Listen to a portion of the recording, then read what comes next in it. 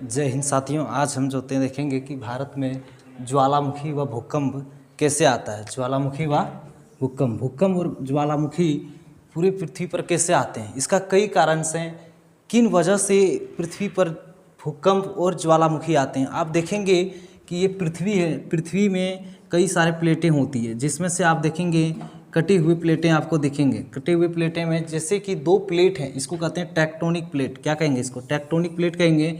जिसमें क्या होंगे कि ये दोनों प्लेट आपस में पृथ्वी के घूर्णन गति के कारण आपस में दो प्लेट टकराते हैं, या फिर दोनों प्लेटों के बीच रगड़न होती है, जिसके कारण क्या होती है, यहाँ पर एक भारी मात्रा में कंपन उत्पन्न होते हैं। कंपन उत्पन्न होने से क्या होते हैं कि जब स्थल पर हम लोगों का एक जोरदार झटका लगता है, उसे क्या कहते हैं? कंपन कहते हैं। इसे क्या कहते हैं? भूकंप कहते हैं। और भूकंप जो नीचे वाला केंद्र होता है उसे क्या कहते हैं? उद्गम केंद्र कहते हैं। क्या कहेंगे उसे? उद्गम केंद्र कहेंगे, क्योंकि यहाँ से भूकंप का क्या होता है? उद्गम होता है। और सबसे ऊपर में जहाँ पर भूकंप ज़्यादा आएंगे उसको कहेंगे क्या? अधिक केंद्र। जस्ट भूकंप टेक्टोनिक प्लेट के टकराने के जस्ट ऊपर में जो होता है उसको कहते हैं अधिक केंद्र, जहाँ पर आपको भूकंप का अनुभव क्या होगा? ज़्यादा होगा। भूकंप का अनुभव क्या होगा? ज़्यादा होगा। जिसमें ये टेक्टोनिक प्लेट क्या करेंगे? आपस में टकराएंगे। बताएंगे कि ये टेक्टोनिक प्लेट आपस में क्यों टकराते हैं, कैसे टकराते हैं। देखिए, जब पृथ्वी घूर्णन गति करते हैं तो इसके बीच पाया जाता है मैग्मा। द्रवित अवस्था में पाया जाता है मैग्मा, जिसे कहते हैं। मैग्मा में क्या होता है? ये स्थल क्या होते हैं? तैरते हैं। स्थल तैरते हैं और ये धीरे धीरे क्या करते हैं? खिसकते हैं। तो ये खिसकने के दौरान दो प्लेट आपस में रगड़न होती है या फिर टक्कर होती है, तो ये प्लेट आपस में फंस जाते हैं। जब देखिएगा कोई चीज़ आपस में फंस जाते हैं और तो लगातार दबाव के कारण अचानक टूटते हैं। अचानक टूटने के बाद क्या होते हैं? स्थल पर एक जोरदार झटका लगता है, जिसको हम लोग कहते हैं भूकंप आ गया। क्या कहेंगे उसे? भूकंप आ गया। तो भूकंप कैसे आता है? दो टेक्टोनिक प्लेट के टकराने के बाद क्या होता है? पृथ्वी पर भूकंप आता है। आप देखेंगे कि भारत में हर एक जगह भूकंप नहीं आता है। कुछ विशेष क्षेत्र होती है जहां पर आप देखेंगे 2, 4, 5 साल में, प्रत्येक साल भी कह सकते हैं कि भूकंप आते रहता है। कौन से क्षेत्र हैं? तो वे क्षेत्र यहाँ पर आप विश्व में बना हुआ, जैसे ये है एशिया का है, ये क्या है? ये यूरोप है, ये दक्षिण अफ्रीका है। तो एक मेखला बना हुआ, देखिए ये लाइन, रेड लाइन दिख रहा होगा, जहाँ पर टेक्टोनिक प्लेट जो है टूटा हुआ है। तो आप भी भारत में देखेंगे, भारत में सबसे ज़्यादा जो भूकंप आती है, आप कंबोडिया साइड देखिएगा, थाईलैंड साइड में ज़्यादा भूकंप आती है। क्यों आती है? क्योंकि यहाँ प्लेट क्या हुआ? टूटा हुआ है। तो दो प्लेट जब टूटा हुआ है तो आपस में क्या करेंगे? टक्कर करेंगे, यह रगड़न होगी, तो उसके बीच क्या होगा कि इसमें भूकंप आएगी। आपने सुना होगा कि जापान में प्रत्येक साल बड़ी भूकंप आती है। तो जापान में भूकंप क्यों आती है? जापान का मैप देखिएगा तो जापान यहाँ पर है। जापान कहाँ है? यहाँ पर है। और इसी के बीच क्या है? टेक्टोनिक प्लेट गुजरा हुआ है, टूटा हुआ है। तो टेक्टोनिक प्लेट टूटने के बाद क्या होते हैं? दो आपस में टक्कर होते हैं। टक्कर होने के बाद क्या होता है? जापान में प्रत्येक साल भूकंप आते हैं।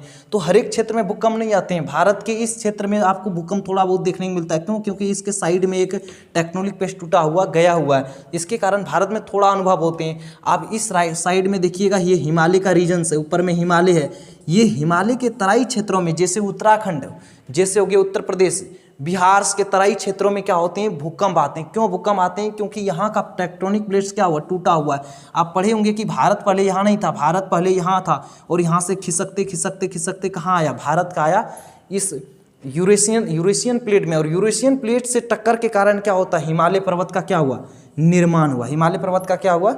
निर्माण हुआ। तो आप समझ गए होंगे कि भूकंप कैसे आते हैं। अब बताते हैं कि भूकंप तो समझ गए, अब ज्वालामुखी कैसे आते हैं। ज्वालामुखी देखिएगा, इसके बीच में मैग्मा पाया जाता है। यहाँ पर मैग्मा पाए जाते हैं। मैग्मा कहने का अर्थ है गर्म लावा, जो काफ़ी ज़्यादा क्या होते हैं? गर्म होते हैं, और ये तैरती रहती हैं। और अचानक क्या होते हैं? जब पृथ्वी घूर्णन करती है सूर्य के चारों ओर, तो ये मैग्मा चारों ओर घूमते हैं। इसी घूर्णन के दौरान मैग्मा जब घूमते हैं तो कहीं थोड़ा अगर उसको जमीन से या भू स्थल से कमज़ोर लगता है तो उस माध्यमों से क्या कहते हैं? उसको तोड़ के क्या करते हैं? निकल जाते हैं। इसी को क्या कहते हैं? ज्वालामुखी कहेंगे। जैसे यहाँ पर अगर भूमि कमज़ोर है तो यहाँ से मैग्मा निकलना शुरू हो जाएंगे, यहाँ से मैग्मा निकलना शुरू हो जाएंगे, और एक तरह का क्या करेंगे? एक तरह का एक ज्वालामुखी बनाएंगे, और यहाँ से क्या करेंगे? मैग्मा निकलना शुरू हो जाएंगे। तो ये क्या हो गया? ज्वालामुखी कहते हैं। इसे क्या कहेंगे? ज्वालामुखी कहेंगे। तो ज्वालामुखी क्यों आता है? तो पृथ्वी के बीच भाग में क्या पाया जाता है? गर्म लावा, मैग्मा पाई जाती है। जब पृथ्वी सूर्य के चारों ओर चक्कर लगाती है तो क्या होता है? ज्वालामुखी कमजोर सतह को तोड़ के क्या कर जाती है, बाहर निकल जाती है और एक तरह से क्या निकालती है, ज्वाला निकालती है, जिसे क्या कहते हैं, ज्वालामुखी कहते हैं। क्या ये हर एक क्षेत्र में होता है? नहीं, कुछ विशेष क्षेत्रों में ही होता है जहाँ पर टेक्टोनिक प्लेट जो हैं कमजोर से, और जो एक बार ज्वालामुखी जहाँ निकल जाते हैं वे अपना रास्ता बना लेते हैं और बार बार वहीं से निकलते हैं। जैसे भारत में एक ज्वालामुखी है जो अंडमान निकोबार में द्वीप में है, कौन सा है, बेरन द्वीप जिसे कहते हैं, बेरन द्वीप में है एक बेरन ज्वालामुखी, बेरन ज्वालामुखी कहेंगे। अब देखिए भूकंप जो है, भूकंप कई प्रकार के होते हैं। जैसे भूकंप होते हैं पी तरंग। पी तरंग क्या है, जब पृथ्वी में टेक्टोनिक प्लेट्स टकराते हैं तो टकराने के दौरान एक धीमी सी आवाज़ देते हैं और जब बहुत फर्स्ट में क्या होते हैं, फर्स्ट से पहले ये पृथ्वी पर आ जाती है और एक चेतावनी देती है कि अब भूकंप आने वाला है। तो ये पी तरंग होते हैं। ये पी तरंग कैसे होती हैं, अनुदैर्ध्य होती हैं। अनुदैर्ध्य क्या है, अनुदैर्ध्य जैसे ध्वनि तरंगे क्या है, अनुदैर्ध्य जो क्या होते हैं, आगे पीछे कर कर क्या करते हैं, बढ़ते हैं, स्प्रिंग की तरह। अब पी तरंग में देखेंगे तो ठोस, द्रव और गैस तीनों अवस्था में क्या करते हैं, ये तीनों जगहों पर चल सकती है, चाहे पानी मिल जाए या फिर ठोस मिल जाए या फिर उसको गैस मिल जाए, ये तीनों अवस्था में गमन कर सकती है पी तरंगे। उसके बाद आता है जब टेक्टोनिक प्लेट्स टकराते हैं तो फर्स्ट में पृथ्वी पर आता है पी तरंग जो हल्का फुल्का अनुभव कराता है। उसके बाद आता है एस तरंग।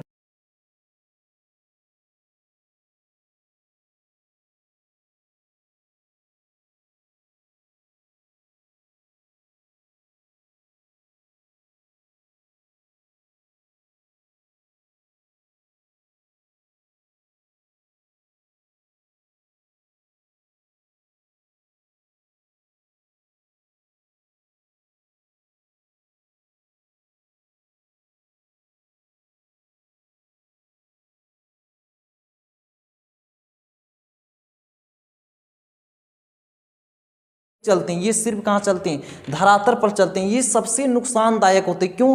क्योंकि जब पी तरंग और एस तरंग ऊपर आते हैं तो दोनों मिलकर एक तेजी गति से क्या करते हैं, स्थल पर सांप जैसा चलते हैं और घरों को क्या करते हैं, काफ़ी तेजी से डुलाते हैं, हिलाते डुलाते हैं, जिसके कारण से यहाँ पर पृथ्वी पर काफ़ी ज़्यादा क्षति देखने को मिलता है। तो ये 2D में चलता है। सभी भूकंप जो होते हैं ये 3D में चलते हैं, ये सभी तरंगें। क्यों? क्योंकि लंबाई में भी जाता है, चौड़ाई में भी जाता है और ऊंचाई में भी जाता है। लेकिन ये ऐसे तरंग हैं जो सिर्फ लंबाई और चौड़ाई में जाते हैं, ऊंचाई अंदर ये ऊपर नहीं जाते हैं। तो ये क्या करते हैं, पृथ्वी पर सांप जैसे चलते हैं। कैसे चलेंगे, सांप। और सबसे ज़्यादा लंबा दूरी तय करते हैं। क्यों करते हैं? क्योंकि ये सबसे धीमी चलता है। जब सबसे धीमी चलेगा तो सबसे लंबा दूरी तय करेंगे। अब देखिए भूकंप को कैसे माप सकते हैं, भूकंप को कैसे मापेंगे, इसके लिए एक यंत्र है जिसको कहते हैं भूकंप लेखी या सीस्मोग्राफ, सिस्मोग्राफ जिसे कहेंगे, भूकंप लेखी या सिस्मोग्राम कहेंगे।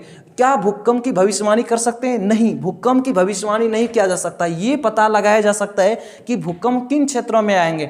देखिए यहाँ पर मेखला गुजरा हुआ है, जिन क्षेत्रों में यहाँ प्लेट टूटा हुआ है, जिन क्षेत्रों में प्लेट टूटा हुआ होगा उन्हीं क्षेत्रों में भूकंप आने की संभावना है। जैसे कहेंगे कि अफ्रीका के इस क्षेत्र में आएंगे भूकंप तो चांस बहुत कम है। क्यों? क्योंकि यहाँ पर प्लेट टूटा हुआ नहीं है। लेकिन अगर आप देखेंगे हिमालय क्षेत्र में आएंगे, हाँ आ सकते हैं। क्या कंबोडिया साइड, थाईलैंड साइड आएंगे? आ सकते हैं। क्या जापान साइड भूकंप आएंगे? आ सकते हैं। क्यों? क्योंकि वहां के प्लेट टूटे हुए हैं। लेकिन कब आएंगे ये कोई भविष्यवाणी नहीं कर सकते हैं कि ये भूकंप कब आने वाले हैं। कहाँ आएंगे आप पता कर सकते हैं, इन क्षेत्रों में टूटा हुआ प्लेट है तो यहाँ पर भूकंप आएंगे, लेकिन कब आएंगे ये पता नहीं कर सकते हैं। दूसरा है क्या, सुरक्षा के लिए क्या करना चाहिए। जब भूकंप आए तो हम क्या करना चाहिए, घर में घुस जाना चाहिए, बाहर चल जाना चाहिए या कहाँ जाना चाहिए।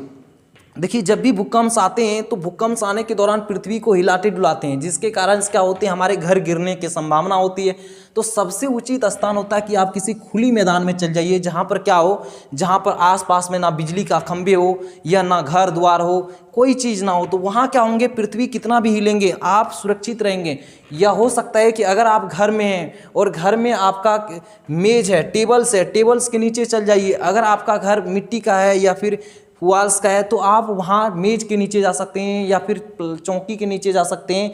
लेकिन अगर घर आपका छत का है तो यहाँ मेज आपका काम करने वाला नहीं है, तो इस स्थिति में आप कोना में जा सकते हैं। कोना में क्यों जाएंगे? क्योंकि जब भूकंप आता है तो दाएं बाएं डुलाता है, दाएं बाएं जब डुलाएगा तो किसी एक साइड घर गिरेगा, उस साइड अगर कोने में रहेंगे तो चांस है कि आप बच सकते हैं। तो इस तरह से आप भूकंप से क्या कर सकते हैं? सुरक्षा कर सकते हैं। तो हमें आशा करते हैं कि आप भूकंप और ज्वालामुखी के बारे में समझ गए होंगे कि भूकंप कैसे आता है। भूकंप कैसे आता है? दो प्लेट के आपस में टकराने से, रगड़न से क्या होता है? भूकंप उत्पन्न होता है। और दूसरा क्या है? ज्वालामुखी। ज्वालामुखी कैसी आती है?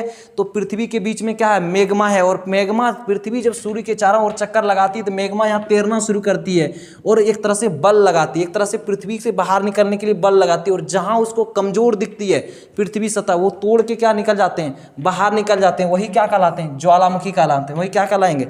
ज्वालामुखी कहलाएंगे। और ये बताए कि भूकंप के 3 प्रकार होते हैं तरंग के बारे में, पी तरंग, एस तरंग और एल तरंग के बारे में। और भूकंप आने पर क्या करना चाहिए आपको?